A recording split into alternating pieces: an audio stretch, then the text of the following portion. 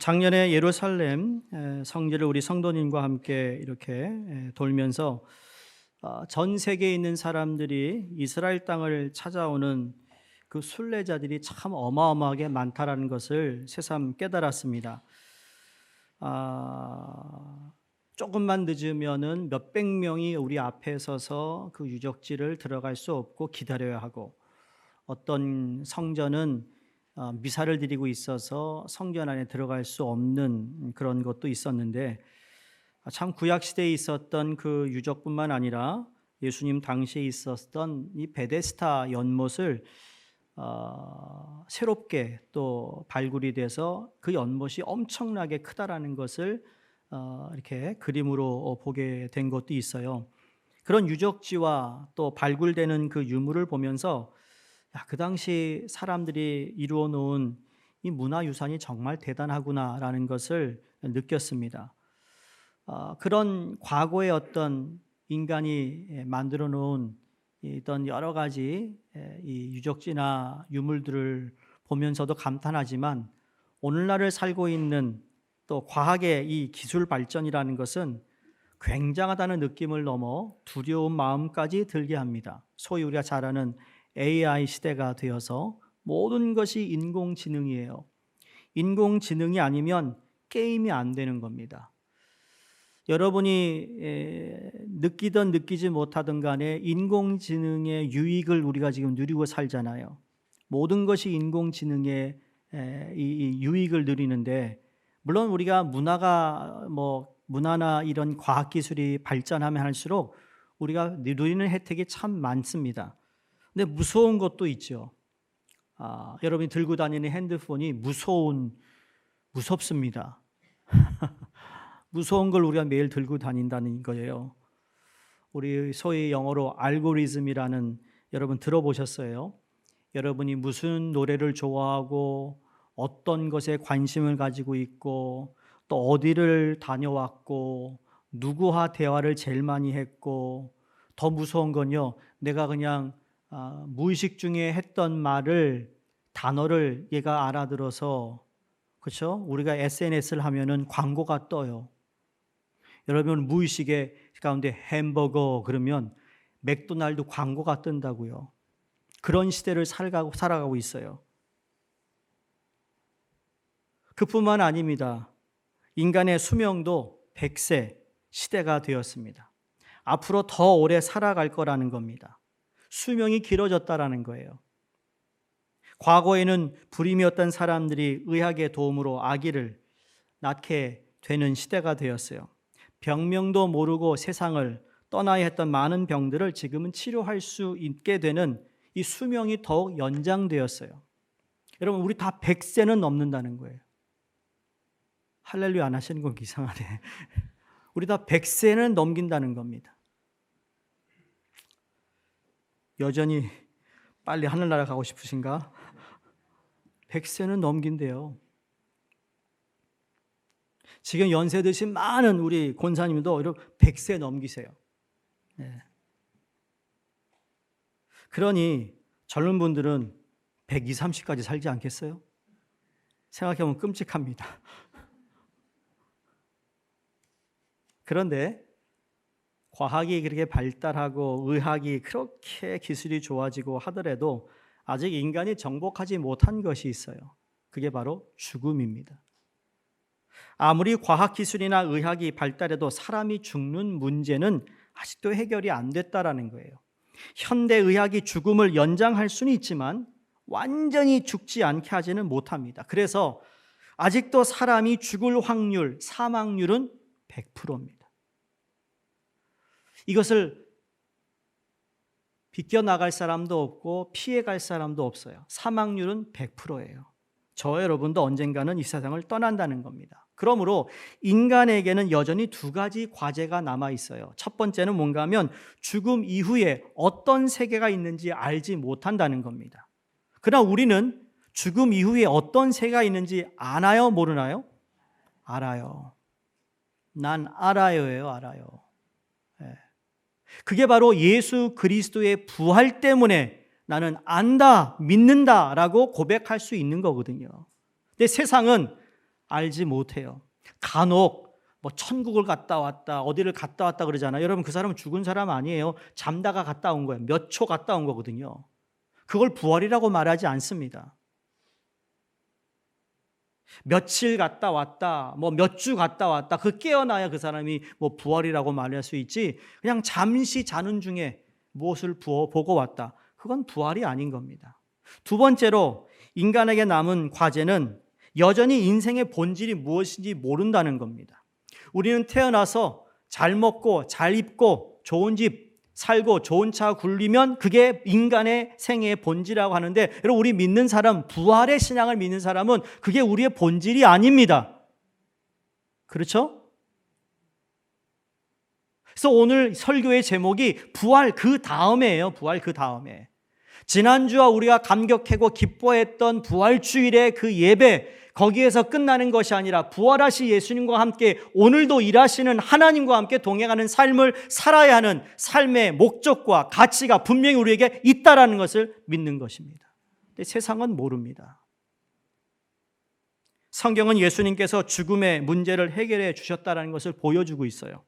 예수님을 죽음을 당하신 후 하나님의 말씀대로 유일하게 다시 살아나신 분입니다. 여러분, 구약 성경에 보면 엘리야나 엘리사가 죽은 사람을 살리기도 하고 예수님도 죽은 사람을 살리긴 했지만, 여러분, 그 자체가 부활은 아니라는 거예요. 왜냐하면 다시 죽었기 때문이에요. 부활하고 나서 다시 죽었어요. 두 번 죽은 사람들일 뿐이에요. 부활이란 죽음에서 살아나 영원히 사는 것이기 때문에 예수님이 유일하신 분이에요. 참 너무 감격적이었어요. 지난 주일 예배가 오랜만에 드려진 예배이기도 하지만 우리 중국 회중, 영어 회중, 우리 한국 회중, 또 우리 어린 자녀들까지 함께 예배를 드리는 그 은혜가 너무나 귀했습니다. 그렇죠? 그 부활주일의 그 감격과 기쁨을 기쁨의 예배가 지속적으로 경험되는 예배가 되기를 간절히 바랍니다. 어떤 이유 그래요. 목사님, 매주 이렇게 하면 안 될까요? 그래서 내가 나 좀 살려주세요 그랬어요. 이중언어 설교가 쉽지 않거든요. 나도 지금 한국말로 하고 있는지 영어로 하는지 모를 때가 있어요. 나갔다 들어왔다 하거든요, 제가. 여러분이 원하면 할 수 있겠죠. 모든 우리 나이에 상관없이 함께 예배드리는 거, 이건 너무 좋은 일입니다. 자, 부활주일을 지나 그 다음 오늘 본문의 9절 시작이요, 이렇게 시작됩니다. 여러분, 성경을 자세히 보시면 번호 1이라고 적혀져 있거나 아니면 괄호가 쳐 있는 작은 글씨가 아마 있을 거예요. 어떤 사본에는 9절에서 20절까지 없음이라고 쓰여 있습니다. 마태복음, 마가복음, 누가복음, 요한복음의 가운데 가장 오래된 것, 가장 먼저 쓰여진 복음서가 마가복음입니다. 마가복음 사본에 16장 8절까지 있고 9절부터 20절은 없다 그래요. 그게 없는 이유가 무엇일까? 학자들이 여러 가지 연구 가운데 발표한 거 보면 이 두 가지입니다. 그냥 거기서 끝났다라고 하기도 하고, 어떤 분들은 아니다, 그 후에 무언가 적혔는데 그걸 잃어버린 거다라고 합니다. 그래서 9절부터 20절의 말씀은 다른 복음서가 마가복음을 보고 그 대조해서 쓰여진 복음서이기 때문에 다른 복음서에서 예수님이 부활하신 이후에 있었던 사건들을 정리해서 뒷마무리로 끝낸 것이 마가복음 9절에서 20절의 말씀이라는 거예요. 근데 여기서 우리가 오해하면 안 되는 것이, 여러분, 증언들을 토대로 9절에서 20절은 후대에 첨가된 내용인데, 그렇다고 해서 마가복음이 인위적으로 끼워 맞힌 것은 아닙니다. 다른 복음서에 상응하는 결말을 제공하고 있다는 거죠. 만약에 한 복음서만 예수님이 부활하신 후에 어떤 행적을 보였다는 것이 기록되어 있었다면 마가복음은 16장 8절로 그냥 더 이상 다른 글을 기록하지 않았을 겁니다. 그런데 모든 마가를 뺀 마태, 누가, 요한은 다 예수님이 부활 후에 이 제자들을 만났다는 이야기가 다 기록되어 있기 때문에 그것을 정리하여 마무리를 한 것이 마가복음 16장 오늘 읽은 본문의 말씀이라는 거예요. 그리고 제가 일부러 마가복음을 여러분에게 오늘 본문으로 택하여 나누는 것도 그 이유입니다. 고난주간에 우리가 함께 읽었고 묵상했던 말씀, 부활하신 예수님, 부활 이후에 예수님은 어떤 삶을 사셨는가가 우리에게는 더 중요한 겁니다. 내가 예수 믿는 것 중요한데 예수 믿고 난 후에 나의 삶이 어떻게 변했느냐가 더 중요합니다. 내가 세례받기 전과 세례받은 후의 삶이 중요합니다. 다음 주에 제자반 13기가 수료하는데 여러분 훈련 받기 전과 훈련 받은 후의 삶이 달라야 되는 거 당연한 거 않겠어요? 학교를 다닌 사람과 안 다닌 사람 차이가 분명히 나야 되지 않겠어요? 그건 지식뿐만 아니라 우리의 삶의 지혜도 그런 겁니다. 내가 남보다 오래 살았다면 남보다 오래 살았기 때문에 그 사람이 가지지 않는 인생의 어떤 지혜와 경험을 통해 정말 덕을 세우고 본을 보이는 삶을 보여야 되는 것이 당연한 거 아닌가요? 내가 예수를 믿은 지 5년 된 사람과 20년, 50년 믿은 사람과 여러분 어떻게 똑같은 말, 똑같은 생각을 할 수 있겠습니까? 당연히 다른 말을 하고 당연히 성숙한 모습을 보여야 되는 게 당연한 거 아닙니까? 안 그렇습니까? 교회 오래 다니면 뭐합니까? 세상 말 똑같이 하고 똑같이 세상적 가치 가지고 뭐가 달라졌냐고요. 그래서 부활의 신앙이 중요한 이유가 바로 어떻게 보면 우리가 표와 역전된 인생인 거예요. 죽을 수밖에 없는 우리를 예수의 부활, 우리를 살리셨어요. 살렸으니 이제 살린 그 자체에 대해서 중요시 여기라는 거예요. Saving Private Ryan이라는 영화 보셨죠? 한국어로 뭔가 라이언 병사 구하기인가요? 마지막 씬이 뭡니까? 그 병사 하나 구하겠다고요. 한 부대가 들어가가지고 다 죽어요. 다 거의 죽어요. 마지막에 그 죽으면서 병사 라이언한테 그럽니다. 우리의 죽음이 헛되지 않게 너 제대로 살아 그랬어요. 예수님의 죽음과 부활이 헛되지 않게 우리가 살아야 된다는 것을 인식해야 되는 거예요. 그 앞에 여러분 그 어떤 전제 앞에 우리가 무슨 핑계, 무슨 이유를 댈 수 있겠습니까? 아무 이유 될 거 없어요. 핑계가 없어요. 무슨 말 하고 있어요 지금?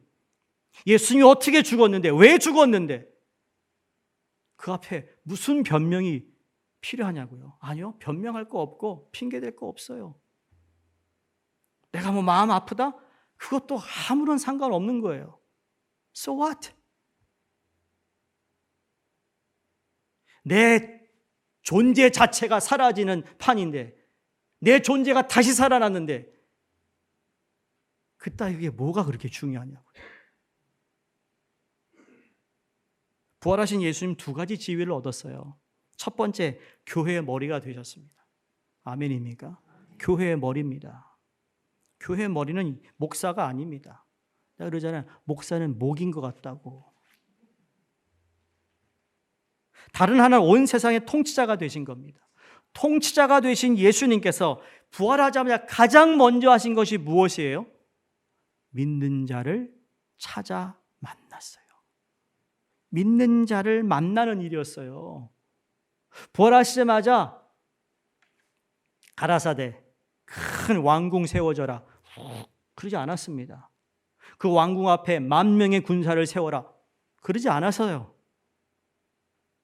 오늘 본문에 보니까 부활하신 예수님께서 막달라 마리아를 만났다고 기록하고 있습니다. 왜 예수님은 부활하신 후 자신을 사랑으로 길러주고 십자가 밑에서 울며 가슴 아파했던 어머니를 먼저 만나거나 또 사랑하는 제자였던 요한이나 소위 수제자였다고 불림을 받았던 베드로를 먼저 만나지 않고 왜 하필이면 7 귀신이나 들렸던 막달라 마리아를 가장 먼저 만나셨을까? 이건 지난주에 제가 설교한 내용을 여러분 기억하시면 그 답이 나옵니다. 왜 막달라 마리아가 예수님의 무덤을 찾아갔을까 질문에서 그 답이 이 답과 똑같아요. 제일 이른 아침 먼저 예수님의 무덤을 찾았던 막달라 마리아입니다. 왜 예수님의 무덤을 찾았다고 그랬죠? 사랑하는 예수님이기 때문에. 자, 그러면 예수님께서 많은 사람 가운데 왜 막달라 마리아를에게 먼저 보이셨죠? 답은 똑같아요. 그 마리아를 사랑하셨어요. 여러분 어디 출장을 갔다 오시면 출타했어요. 이제 비행기 타고 이제 오셔야 되는데, 그럼 올 때 누구한테 제일 먼저 전화하세요? 이 교회 목사한테? My wish. 아니요. 누구한테 제일 먼저 전화하세요? 사랑하는 사람.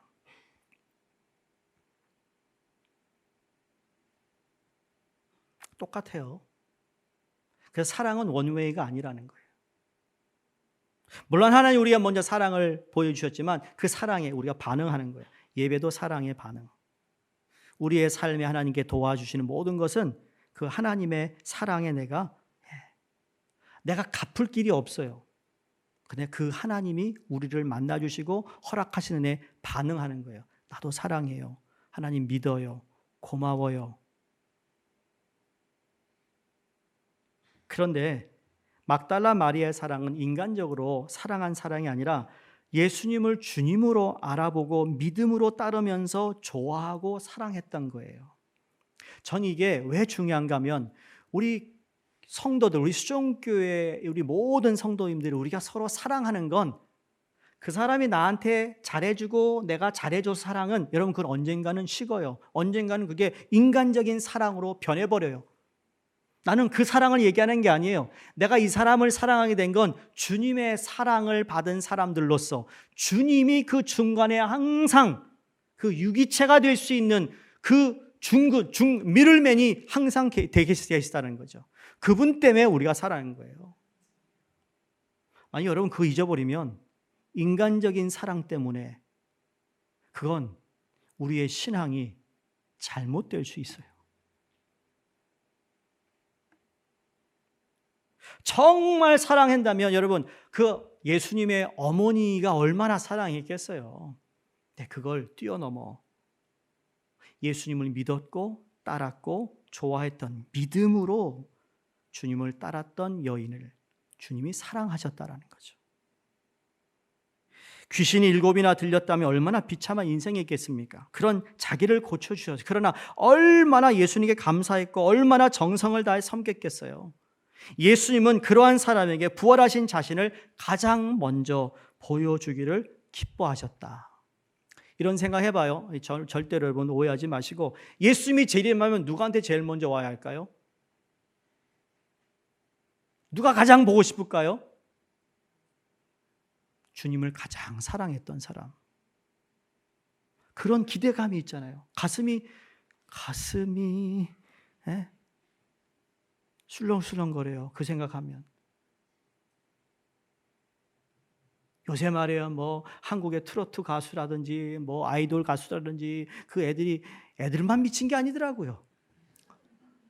연세지분도 확 갔어 그냥. 그렇죠? 들어보면 확 가가지고 말이에요. 나타나면 말이에요. 이게 애들이 아니더라고. 제가 이렇게 쇼를 한번 봤더니 정말 아줌마들. 그것도 중년도 아니야. 막 70된 그런 어르신들도요. 내가 참 이 예배 액션의 말에 담을 수도 없는 그러한 표현을 하는데, 이야,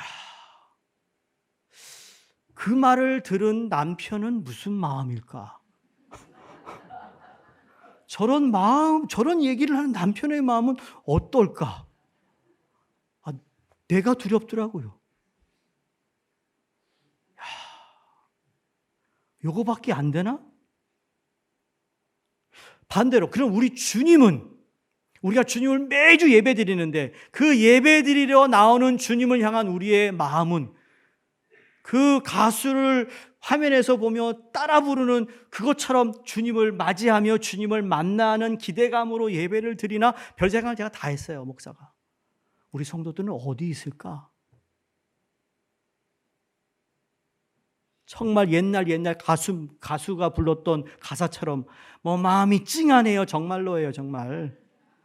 마음이 찡한 거예요. 이게 어딜까? 우리 믿는 사람들은.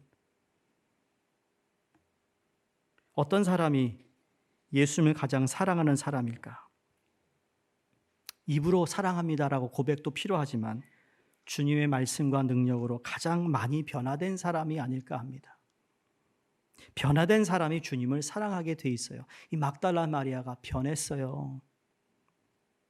주님의 사랑이 사람을 변화시키고 그 사랑을 체험하여 변화된 사람은 너무나 감사하고 감격해서 주님을 사랑하며 섬기게 되는 줄로 믿습니다. 어떤 사람이 예수님을 향한 열정을 가지고 뜨겁게 주님을 사랑할까요? 여러분, 죄를 통해 죄 많은 사람이 용서받은, 그래서 죄의 용서의 체험이 많은 사람이 여러분 가장 하나님의 은혜에 변화된 삶을 살 수 있다는 생각을 해보고요. 반대로 나 별로 그렇게 죄 지은 거 없는데 뭐 이런 사람일수록 변화가 더디다라는 거예요. 너무나 당연시 하는 거예요. 예수님의 죽음, 부활, 죄 지으면 회개하고 뭐 주일이니까 와서 예배드리고 찬양 몇 곡 부르고 여러분 이렇게 당연시 되는 그런 생각에 이런 변화가 잘 오지 않아요. 그래서 여러분에게 부탁드리고 싶은 것은 이전보다 주님을 더 사랑하시기를 축원합니다. 그전보다 주님을 사랑하는 거예요. 사랑하지 않을 수 없는 주님을 우리가 모시고 살아가길 주 이름으로 축원합니다. 근데 오늘 본문 보니까 안타까운 모습을 발견하잖아요. 3번씩이나 보세요. 막달라 마리아 예수를 만났다고 했지만 제자들은 믿지 않았습니다. 13절에서도 두 제자가 어느가 길을 가는데, 이건 엠마오로 향하는 제자를 이야기하고 있어요. 그들에게도 나타나는데 믿지 않더라. 예수님이 이 제자들이 모인 곳에 나타났는데도 믿지 않더라. 울고만 있어요. 이 마음이 얼마나 아프셨을까. 주님이 죽으시기 전에 이미 고난받고 고통받고 죽은 후에 내가 너희들과 다시 만날 거야, 살아날 거야 라고 했습니다. 부활에 대한 신앙을 이미 말씀해 주셨어요. 그런데 믿지 아니했어요. 이것이 때로는 우리의 모습이 아닐까라는 생각을 해봐야 된다는 겁니다. 우리 하나님의 말씀을 붙잡아 우리를 지켜주시고 어려울 때 우리를 건져주시는 그 하나님을 머리로는 다 믿는다고 말하는데 실제로 어려움이 닥치면 믿지 못할 때가 너무나 많지 않았나요? 그러다 일이 다 끝난 다음에 생각해 보면 믿음이 너무 부족했다라고 깨닫게 되는 경우도 많습니다. 우리는 내가 생각을 다 해요. 1, 2, 3, 4, 5 하면 6, 7, 8, 9이니까 내가 이렇게 결정하는 것이 맞다고 생각합니다. 근데 내가 생각하는 것과 하나님의 생각은 다르다 그랬어요. 내가 아무리 1, 2, 3, 4, 5 하면 6, 7, 8이 나온다 하죠. 하나님 1, 2, 3, 4 하면 다시 1, 2, 3, 4로 갈 수도 있는 게 하나님의 섭리거든요. 그걸 우리가 너무 계산적으로 믿을 때가 있다라는 거예요. 우리는 하나님을 믿는다고 하면서도 사소한 것들이 내 뜻대로 되지 않으면 불안해하고 두려워하고 걱정합니다. 왜냐하면 그게 바로 연약한 자들의 모습입니다. 그럼에도 불구하고 예수님은 그들에게 나타나시고 그들에게 또 물으세요.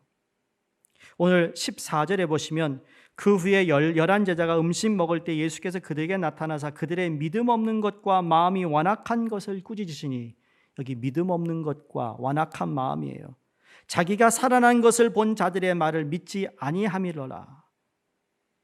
11제자인 이유는 가룟 유다가 여기에서 빠진 거죠. 근데 꾸짖었다. 그럴 만도 하지 않겠습니까? 믿음 없는 모습을 봅니다. 여러분, 주님이 우리를 꾸짖으실 때는요, 사소한 것 가지고 우리를 꾸짖지 않습니다. 우리는 하나님을 너무 우리의 잣대로 하나님을 생각하는데 내가 잘못했다고 그냥 갑자기 날벼락에 치지 않아요. 날벼락 쳐서 맞는 것도 그 기적이거든요. 사소한 일 때문에 꾸짖지 않아요. 근데 무엇 때문에 꾸짖어요? 믿음 없는 것 때문에 꾸짖어요. 기억하시죠? 예수님과 제자들이 배를 타고 갈릴리 호수를 건너가고 있어요. 예수님이 너무 사역에 피곤하셨는지 그냥 잠에 푹 빠져 주무시고 계시는데 이 풍랑을 만난 제자들이 엄청나게 막 두려워하고 예수님을 찾아가서 도대체 지금 어느 시대인데 잠을 자고 있습니까? 정신 차리세요. 그랬더니 예수님이 왜 그래? 나가서도 어떡하죠? 폭풍을 잠잠케 하십니다. 하신 말씀이 뭐예요? 그들의 믿음 없는 것을 꾸짖으셨어요.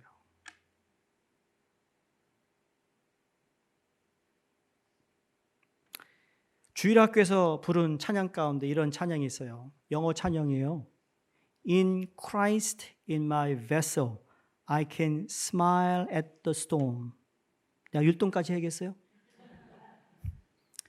In Christ in my vessel, I can smile at the storm, smile at the storm, smile at the storm이에요. 풍랑이 일어나는데 그리스도가 내 안에 계시면 그 베슬이 배거든요. 배 안에 주님이 계시면 나는 스마일 할 수 있다. 언제? 폭풍이 일어도. 믿음만 있으면 된다는 거였어요. 근데 마음이 완악하니까 믿지 못하고 믿지 못하니까 완악한 것인데 우리 마음이 완악해지거나 믿음 없는 삶을 살지 않기를 바랍니다. 완악하다란 이 단어는 출애굽기에 바로 왕이 강팍했던 마음과 같습니다. 강팍해지니까 하나님을 섬기는 종 모세가 하나님에 대해서 하나님 백성에 대한 얘기를 하는데 하나도 믿지 않습니다. 성도님들, 우리 마음이 완악해지면 안 됩니다. 그게 믿음에 영향을 주기 때문입니다. 자, 그러면 부활하신 예수님, 부활하셔서 제자들을 만나신 이유는 무엇일까? 왜 부활하셔서 그냥 가시면 되지? 왜 제자들을 그렇게 만나시고 그들에게 나타나셔서 왜 믿음이 없느냐라고 꾸짖기까지 하셨을까? 여러분, 그건 딱 한 가지입니다. 15절에 너희는 온 천하에 다니며 만민에게 복음을 전파하라고 말씀하시기 위해서예요. 제자들을 만나신 예수님은 그들에게 이제는 내가 다시 살아났으니 야, 이제 안심해라. 이제 다 됐어. 걱정하지 마. 내가 뭔가 보여줄게 라고 하지 않았습니다. 그 제자들, 실패한 제자들, 도망갔던 제자들, 비겁한 제자들, 정말 배신했던 제자들에게 주님이 나타나 하신 말씀 딱 한 가지였어요. 내가 너에게 새 사명을 준다 였어요. I give you mission.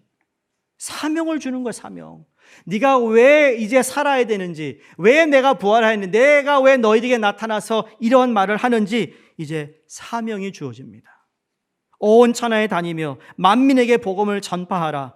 그 당시에 잘 나가는 뭐랄까요? 지식이 있고 지혜 있는 여러분 그리스 사람들을 불러다가 사명을 준 것도 아니고 그 당시 로마 제국의 로마 사람 힘이 있고 정치적으로 힘이 있는 그들에게 나타나셔서 사명을 주신 것이 아니고요. 비겁한 정말 열악한 우리가 볼 때도 정말 저 사람 뭐 할 수 있겠어라고 하는 그들에게 새 사명을 주셨어요. 여러분 대단한 것 같지만 대단하지 않아요. 왜? 주님이 빠지면 대단한 게 하나도 없어요.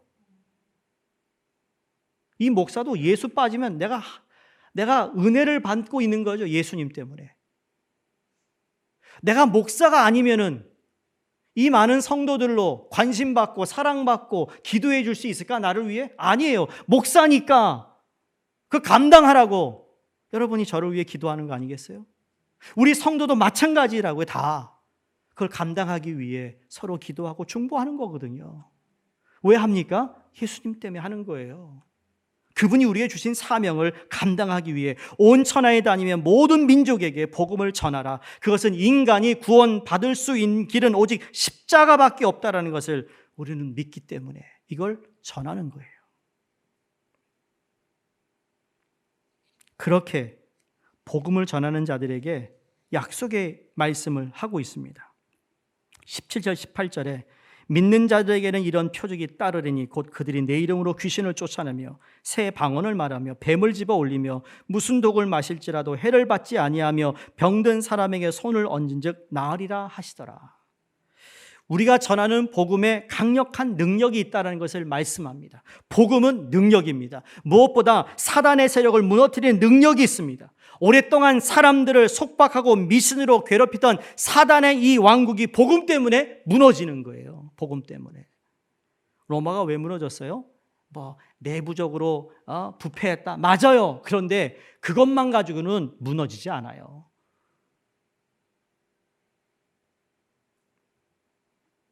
복음 안에서 놀라운 체험들을 3가지 말씀합니다. 새로운 방언.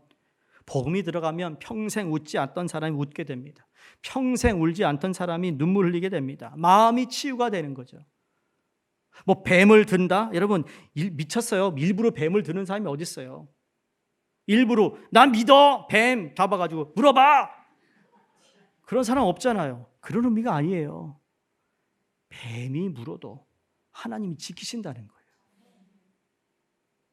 사도 바울이 로마로 향하던 배를 타고 가다가 풍랑을 만나 완전히 배가 다, 그리고는 겨우 살아서 멜리데라는 섬에 도착하잖아요. 추워서 모닥불을 피우러 가는데 그 안에서 뱀이 튀어나와서 사도 바울을 물었습니다. 그 섬에 있던 사람이 큰일 났다. 저 사람 죽는다. 그런데 안 죽습니다. 그리고는 놀래가지고 말이죠. 거기서 복음을 전하는 일이 생깁니다. 복음의 능력인 거예요. 독사를 마시는 사람 일부러 나 믿어요 마시는 사람 없습니다. 그 또한 마찬가지예요. 무조건 다 된다는 뜻이 아니라 복음을 전하다가 그런 위험에 빠져도 주님이 지켜주시는 약속이죠. 그게 바로 표적이에요. 표적. 표적은 단순한 기적이 아니라 예수님의 영광을 드러내는 기적을 표적이라고 합니다. 그러면 그 표적이 여러분 꼭 독사 앞에서나 독을 마시는 것에만 표적이 나타나나요? 그렇지 않습니다. 예수 그리스도와 함께 부활하여 그 부활의 신앙을 가지고 살아가는 하나님의 자녀들, 그래서 복음을 전파하기 위해 오늘도 내가 열심히 일하고 열심히 내게 주어진 것에서 최선을 다하는 그 사람에게 여러분 무엇이 보여질까요? 하나님의 영광이 드러나는 표적이 보이는 거예요. 누구를 통해? 여러분의 삶을 통해, 우리의 삶을 통해. 그러니까 여러분 오늘 나가시면서 당신이 표적이야, 표적이야, 표적이야 라고 얘기하시라고요. 일주일 동안 모든 사람이 당신이 예수 믿고 있구나라는 것이 보여져야 된다는 거예요. 여러분이 말하는 것과 행하는 통을 통하여서 야, 복음의 능력이 진짜 있구나라는 것을 내가 일부러 말하지 않아도 소위 walking Jesus예요. 걸어가고 있는, 걸어다니는 작은 그리스도인들을 봐야 된다는 사실입니다. 2차 세계대전 이후 유대인들은 6월절이 되면 아니마님의 노래를 부른다고 합니다. 아니마님은 히브리어인데 나는 믿는다라는 뜻입니다. 이 노래는 본래 혹독한 아우슈비츠 수용소에서 작사 작곡된 노래라고 합니다.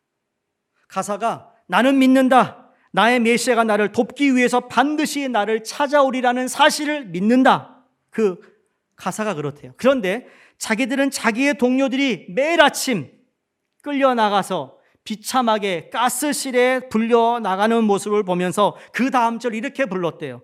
그런데 때때로 그 메시아는 너무 늦게 오신다. 수용소 안에 있던 젊은 외과 의사 출신의 한 유대인은 이 노래 부르기를 거절했다고 합니다. 오히려 시편 139편 8절의 10절 말씀을 늘 묵상했는데 내가 하늘에 올라갈지라도 거기 계시며 스올에 내 자리를 펼지라도 거기 계시나이다. 내가 새벽 날개를 치며 바다 끝에 가서 거주할지라도 거기서도 주의 손이 나를 인도하시며 주의 오른손이 나를 붙드시리이다. 이게 다윗의 고백, 믿음의 고백이었거든요. 그래서 나는 뭐랄까 아님의 노래를 부르지 않았대요. 자신의 삶에 대한 하나님의 뜻이 있게 절대로 죽지 않는다는 확신이 있어서 수용소에 갇혀 있을 때 수많은 사람들이 가스실로 가는 가운데 자기는 어떻게 해야 할까 생각하고 이 말씀 묵상하는 가운데 하나님 주신 지혜가 뭐냐면 자기의 추한 모습을 다듬기 시작했대요. 다른 동료들은 죽음을 받아들인 채 체념하고 잠들어 버린 한밤중에 홀로 일어나 우연히 줍게 된 유리 파편 조각 하나를 아주 날카롭게 갈아서 피가 날 정도로 이 수염을 늘 면도했다라는 겁니다. 다음 날 아침 아니나 다를까 또다시 죽음의 사자처럼 나치 군병들이 그들의 방을 찾아옵니다.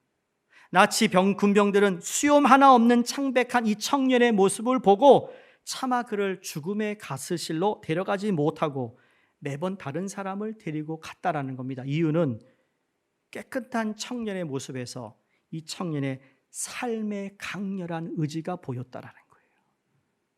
죽이기에 너무 아까웠기 때문에 그를 데려가지 않았다라는 겁니다.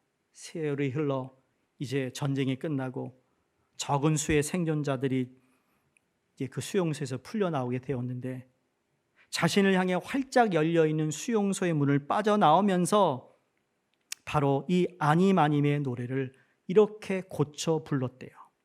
나는 믿는다. 나의 메시아가 나를 돕기 위해 반드시 나를 찾아오리라는 사실을. 그런데 사람들은 너무 서두른다. 사람들은 너무 서둘러 믿음을 포기한다. 그 후 그의 일기가 세상에 이제 공개되면서 그 일기 속에 이런 글귀가 쓰여 있습니다.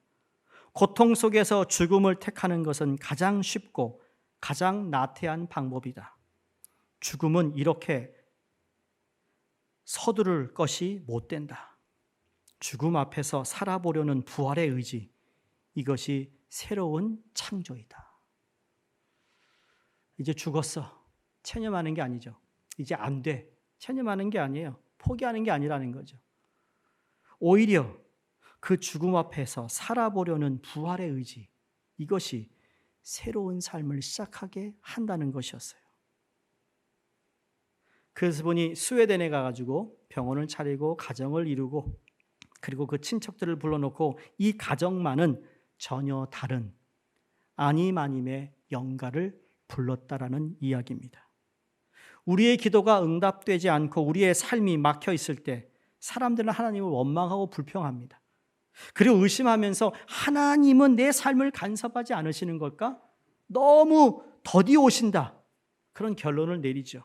그러나 이러한 절망의 한복판에서도 우리는 유대인의 이 청년처럼 이렇게 노래할 수 있어야 합니다. 아닙니다. 그가 늦게 오시는 것이 아니라 우리가 너무 서두르고 있을 따름입니다.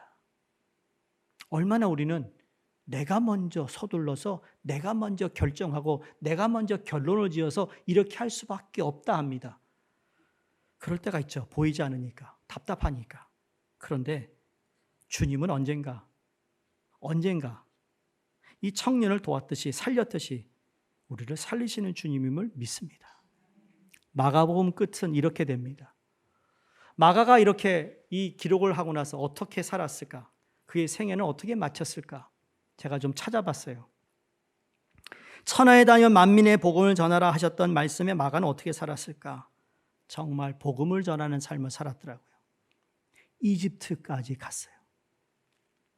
이집트에 콥트 교회가 있습니다. 영어로 캅틱 크리스천이라고 그러는데, 이집트의 다양한 종교를 섬기는 나라잖아요. 지금 이슬람이 90%를 차지하는 나라입니다. 그럼에도 불구하고 2000여 년 전에 기독교 역사를 이어가고 있는 콥트 교회가 있어요. 로만 카톨릭이나 그리스 정교회는 알지만 콥트 기독교에 관해서 아는 분들은 많지 않을 겁니다. 여러분, 콥트 기독교 치면 쫙 리스트 나오는데 이 콥트 기독교는 이집트 구교를 말합니다. 이집트 기독교에도 개신교가 있지만 그 이집트 구교 콥트 교회, 그 제일 먼저 세워진 교회가 알렉산드리아라는 도시, 알렉산드리아 왕이 건설한 도시예요. 그 앞이 지중해예요. 유럽이 보여요. 거기에 마가가 교회를 세웁니다. 이 마가가, 이 교회가 첫 교회가 됩니다. 그리고 마가가 첫 그 콥트 교회의 교황이 됩니다. 지금도 성 마가 교회가 알렉산드리아 시내에 있습니다. 그 성의 그 마가 교회 앞에 한 10몇 년 전에 이슬람 테러리스트가 폭탄을 던져 21명이 숨졌습니다. 수르망에 숨지고 그 많은 교회들이 핍박을 당하면서, 원래 기독교가 먼저 왔는데 671년에 이슬람이 들어오는 바람에 다 이슬람 나라가 돼버렸어요. 기독교가 1500만 명인데 여전히 순교, 핍박을 당하고 있어요. 그럼에도 2000년 동안 그들이 기독교를, 그렇게 예수를 부인하지 않고 이어갈 수 있었던 건 뭘까? 여러분, 순교를 당하니까 교회가 더 강해지더라는 거예요. 고통을 받고 힘들어지니까 더 도망가는 게 아니라 더 그 주님을 붙잡는 교회가 되는데, 마침 여러분이 이 마가도 순교당합니다. 이 교도들에게 붙잡히고 고문당하고 그리고는 결국 순교하여 지금도 성마가교회 그 지하에 마가의 유해가 안치되어 있는 교회로 여전히 복음을 전하는 교회로 남아있다라는 사실이에요. 놀랍지 않습니까? 근데 더 놀라운 건요, 그렇게 테러를 통해 그 수많은 사람이 숨지고 핍박을 당하는데 교회 지도자들이 이렇게 말한대요. 예수님은 원수를 원수로 갚지 말라 그랬다. 절대로 보복하지 말라. 화도 나지만 그렇지만 절대로 보복하지 말라. 이게 바로 예수님의 가르침이다. 얼마나 아름다운지 모릅니다. 왜 씩씩거리고 싸울지 않겠어요? 그렇지 않다라는 거죠. This is the way of Jesus. 이게 바로 예수님의 삶의 방법이라는 거예요. 지금 부활하신 주님, 우리가 믿음으로 반응하며 주님께서 주신 사명을 감당하기를 주님이 기대합니다, 여러분. 그러한 주님에 대한 우리의 대답이 무엇이 되어야 될까? 여인들처럼 처음 반응처럼 두려워하고만 있겠습니까? 제자들처럼 듣고만 있고 믿지 않고 있겠습니까? 그냥 자기가 원하는 대로만 살아가겠습니까? 아니면 생명을 주신 주님께 감사하며 믿음으로 결단하고 온 천하에 다니며 만민에게 복음을 전하는 그 사명을 주신 그 미션에 우리가 순종하기를 주님이 원하실 텐데, 오늘 이 아침 그 믿음의 결단과 행동이 여러분이 주님께 고백하는 입술의 고백뿐만 아니라 삶으로 이어지기를 주의 이름으로 축원드립니다. 기도하겠습니다.